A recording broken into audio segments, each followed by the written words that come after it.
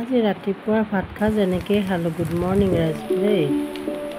মানে চয়াবিন ভাজি লৈ কিনে তাৰ কাষতে এনেকৈ নৰসিংহৰ পাতটো মই ভাজি লৈছোঁ। তেতিয়া তাৰমানে কি হয়, ভাল লাগে আৰু নৰসিংহৰ পাতৰ গোন্ধটো ভালেই। আৰু তাৰপিছত এইখিনি অকণমান মৰমৰীয়া হোৱাৰ পিছত একদম মৰমৰীয়া হ'ব দিয়া নাই, এনেই পানীটো হেৰি হোৱাৰ পিছতে চয়াবিনটো মই মিক্স কৰি দিওঁ। মিক্স কৰি দি অলপমান লাৰি দিয়াৰ পিছত বহুত ধুনীয়া হৈ যায়। সেইকাৰণে আৰু এখন ওলাই খালে হ'ল। ভাল এইটো বস্তু ৰাতিপুৱা ভাতেদি খাবৰ কাৰণে ভাল আৰু ভালো লাগে, বনাই ভাল লাগে, খায়ো ভাল লাগে।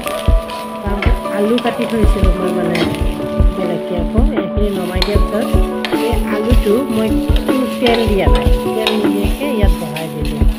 বহাই দিয়াৰ পিছত মাজতে মই আকৌ তেল দিম, কিন্তু তেল দি তাতে মানে গোটেইখিনি দিয়া যাব। তেল দিলোঁ, তেল দি আৰু ইয়াতে পাঁচফোৰণ অলপ দিম। দেখিছে আপোনাৰ, তেলটো দিলোঁ। তাত মই এতিয়া দিম অলপমান পাঁচফোৰণ।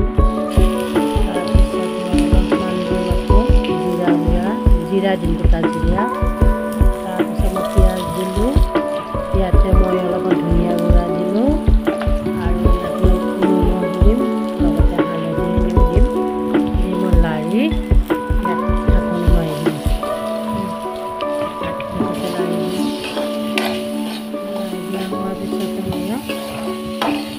ঢাকনি এখন মাৰি দিম।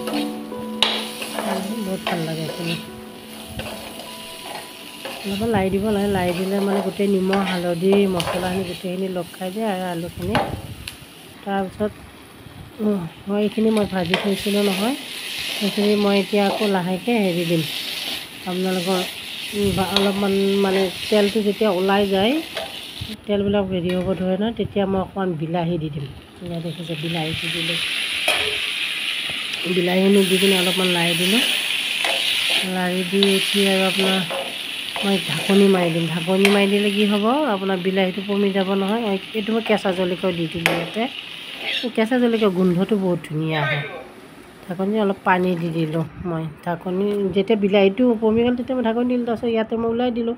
ৰাতিপুৱাৰ ভাতটো মই এনেকৈ খাই দিলোঁ। চাই দিয়ক।